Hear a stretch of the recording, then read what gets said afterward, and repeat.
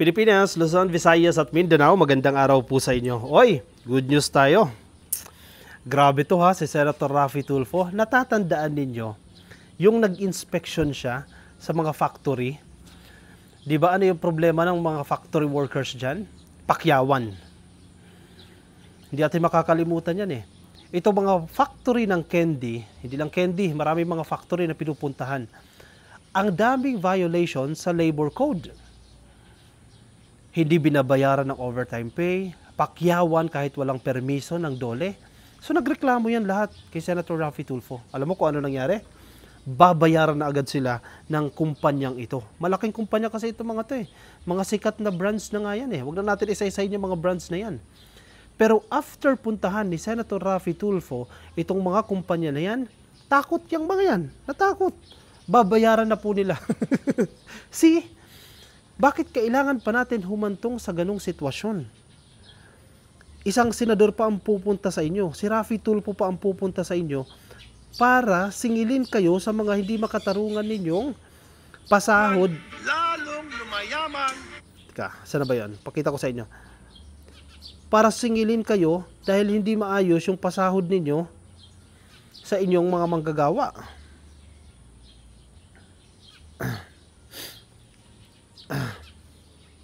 Ito. Pwede nyo i-check yan. Nasa page ni Senator Raffy Tulfo.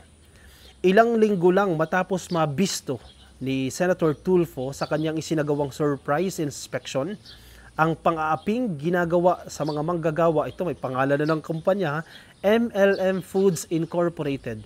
MLM Foods Incorporated. Nito lamang pong May 26 at 27 ay tuluyan ng nabayaran ang mga manggagawa ng kanilang back wages na umabot sa 1.2 million pesos. 1.2 million pesos.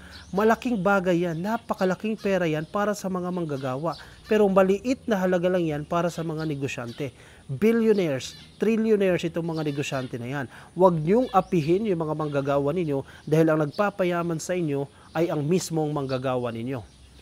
Ngayon, nakahanap sila ng kasangga, nakahanap sila ng kakampi, tumakbo sila kay Senator Raffy Tulfo. Nagkaroon ng surprise inspection. In fairness, effective itong ginagawa ni Senator Raffy Tulfo. Bagamat matrabaho yan, naka-break ang Senado. That time, May 26, 27, wala pang session dyan. Naka-break. Sige, trabaho siya. Kasi wala naman hearing eh. Yes, meron pasulpot-sulpot yung hearing dyan sa Senado. Pero inikot niya itong mga kumpanya na yan. Nalaman. Ikaw ba naman, ikaw negosyante, hindi ka matatakot kay Raffy Tulfo? Yung negosyo mo, pinuntahan ka na mismo dyan, sinilip ka na, wala kang kawala. Kasama niya yung DOLE o kasama niya yung authority. Nagva-violate ka sa batas, nagva-violate ka sa labor code, inaabuso mo yung mga manggagawang Pilipino. Hindi ka matatakot? Hindi mo babayaran yung mga back wages na yan? Hindi mo babayaran yung overtime pay? Patawag ka sa Senado. Yan ang kagandahan ng isang senador. Actually, ang senador ay hindi lang pera-pera yan eh. Ang Senado, anumang posisyon, even yung Congress, makapangyarihan ng Congress, pwede ka magpatawag ng investigasyon. At once na magpatawag ng investigasyon, mapapahiya ka. Masisira yung brand mo, masisira yung kumpanya mo. So wag mo nang hintayin na ipatawag ka. Ito, magandang message ito eh. Kung meron kayong kumpanya o yung pinagtatrabahuan ninyo, hindi nagbabayad ng maayos, mahilig sa pakyawan, hindi kayo binabayaran ng tama, hindi kayo binabayaran ng overtime pay, hindi maganda yung work condition ninyo dyan, sumbong nyo kay Raffy Tulfo. Yan yung mensahe na gusto ko iparating dito ni Senator Raffy Tulfo. Itag ninyo sila. Magbigay kayo, mag-post kayo, mag-video kayo, itag ninyo. Malay nyo, mapuntahan ni Senator Raffy Tulfo yan, mabisita yan. Matatakot yung mga yan. Magbabayad yung mga yan. Imagine lang ito ha, MLM Foods Incorporated. 1.2 million pesos. 1.2 million pesos. Back wages lang yan. Babayaran nila yan. Mabot yung minimum. Pakinggan natin yung parte. So, ibig sabihin, nalulugi silang 5 oras. Gagawin natin DOLE. Bilangin natin yung mga... May mga balita na iba ng sweldo ng lalaki, ibang sweldo ng babae, magkaiba raw. So, paano pa yung sweldohan yung pakyawang kayo? Ilang oras para maabot yung minimum? Ilang oras kailang bunuin nyo? So, ibig sabihin, nalulugi silang 5 oras. Gagawin natin DOLE. Bilangin natin yung mga holiday OT nila na hindi nabayaran, papabalik, back-rate. Bawal po itong ginagawa yung practice. We'll coordinate with our agency. Dapat patas. Okay. Napakaraming problema. Number one, iba yung sahod ng babae sa lalaki.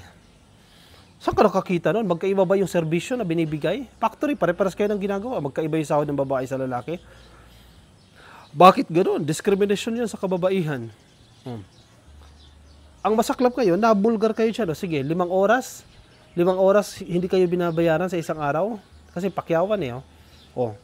Si Raffy Tulfo na nag-compute. O sige, compute natin yan. Yung mga 5 oras na hindi kayo binabayaran, sisingilin natin yan.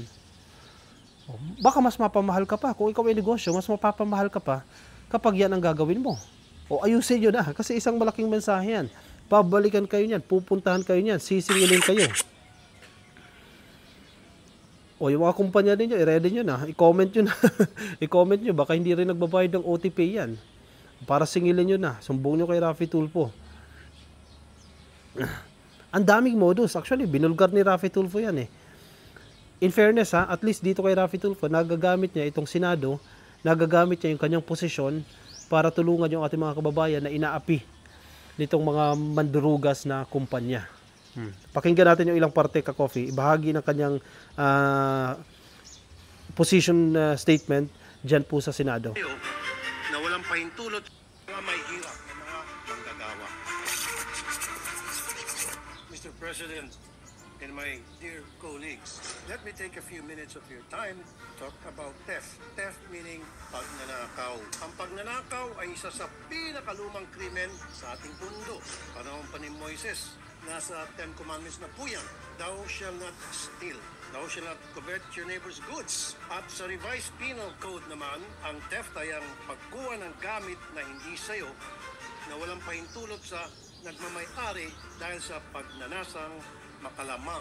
But Mr. President and dear colleagues, let me paint a different kind of theft affecting our people that's more dangerous than our regular theft. Ang tinutukoy ko po ang wage theft. When I joined the Senate, this was one of the first bills I filed. Correct. Because among the many complaints I receive in my program, ito po ang pinakatalamak. Araw-araw, daan-daan po ang nagreklamo tungkol sa hindi pagbayad ng sapat na sweldo at mga benepisyo. Alam ko po na may mga batas tayo tungkol sa hindi pagbayad ng tamang sahod at mga benepisyo, pero hindi po ito sapat. Ang mga penalty of fines ay tinatawanan lang ng mga kumpanya na nagpapasahod sa ating mga kababayan. Alam kasi nila na kailangan ng mga tawang trabaho at mas magastos pa ang magsampa ng kaso sa DOLE. Hindi po patas ang batas natin. Kung ang Wait lang. Ang dami niyong good point dun eh. 1. Wage theft. Itong mga abusadong kumpanya, sasamantalahin yung mga manggagawa. Ikaw, simpleng manggagawa ka. Hanap mo trabaho. O sige, ganito lang kaya ko ipasahod sa iyo, 500. Siyempre, limited yung educational qualifications mo. Limited yung skills mo. Sige, okay na yan, tanggapin ko na yan. Na dapat ang makatarungan, ang sahod mo, for example, ay 700. So dahil kulang yung iyong kaalaman at naghahanap ka talaga ng trabaho, tatanggapin mo na yung 500 na yan. Kesa sa wala. Yan ang iisipin mo. Ganyan yung naging mindset nating mga Pilipino. No choice ka. Sinamantala ka, inabuso ka nitong abusadong kumpanya na kumikita siya ng libo-libo dahil sa iyong skills. Hindi patas. Wage theft. Dagdag mo pa dyan yung hindi pagbabayad ng OT. Abusado itong mga kumpanya na yan. Buti na lang. Paulit-ulit ko itong idinidiin. Buti na lang nandiyan dyan si Raffy Tulfo dahil sino pa ang kayang mag-call out? Sino pang senador? Sino pang opisyal ang kayang i-call out, kayang ipahiya itong mga malalaking kumpanya na yan na hindi nagbabayad ng tama sa mga manggagawa?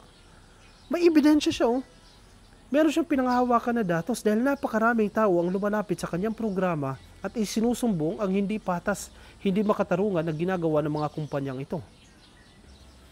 Wala silang kawala dyan.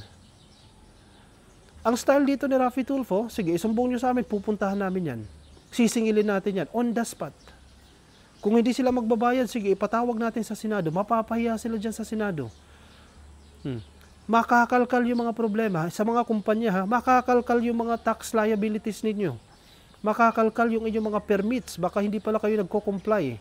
Sisilipin yung kumpanya ninyo, babalik ta rin, hahalongkatin yung kumpanya ninyo.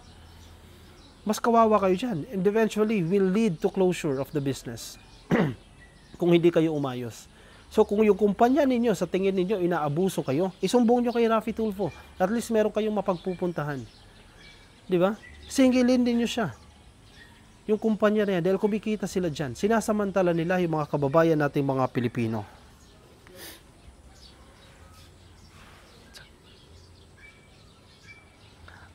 O siya, Ka-Coffee, sige, pansamantala muna ako magpapaalam sa inyo, ha. I'll see you, Ka-Coffee, in my next video. Maraming salamat po. May part 2 itong video natin kay Senator Raffy Tulfo. Paalam, Ka-Coffee. Bye-bye.